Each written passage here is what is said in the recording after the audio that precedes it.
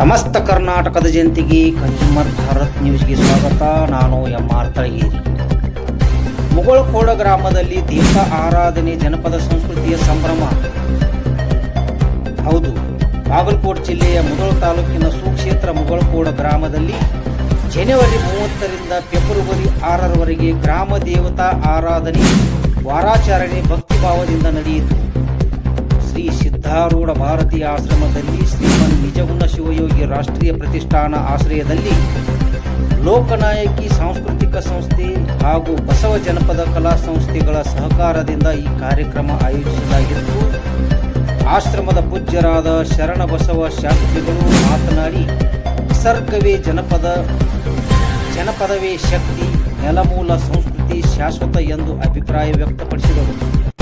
ಈ ಸಭೆಯ ಅಧ್ಯಕ್ಷತೆ ವಹಿಸಿದ ಹಿರಿಯ ಪಾರಿಜಾತ ಕಲಾವಿದ ಶ್ರೀಶೈಲ್ ಪಟ್ಟಣ ಶೆಟ್ಟಿ, ಜನಪದ ಕಲೆಗಳನ್ನು ಉಳಿಸಿ ಬೆಳೆಸೋಣ ಎಂದು ಕರೆ ನೀಡಿದರು.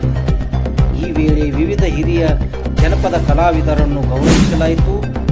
ಜಿಲ್ಲೆಯ ವಿವಿಧ ಗ್ರಾಮಗಳಿಂದ ಆಗಮಿಸಿದ ತಂಡಗಳು ಜನಪದ ಕಲಾ ಪ್ರದರ್ಶನ ನೀಡಿದವು. ಕೊನೆಯಲ್ಲಿ ಪ್ರಸಾರ ವಿತರಣೆ ನಡೆಯಿತು. ಮಂಗಲೋತ್ಸವದೊಂದಿಗೆ ಪುರಾಣ ಹಾಗೂ ಜನಪದ ಸಂಸ್ಕೃತಿ ಸಂಭ್ರಮ ಸಂಪನ್ನಗೊಂಡಿತು. ನೋಡ್ತಾ ಇರಿ ಸ್ಥಳೀಯ ಸುದ್ದಿ, ಕ್ರೀಡೆ, ಸಾಂಸ್ಕೃತಿಕ ಸುದ್ದಿಗಳನ್ನು ಕನ್ಸ್ಯೂಮರ್ ಭಾರತ್ ನ್ಯೂಸ್. ನಮಸ್ಕಾರ.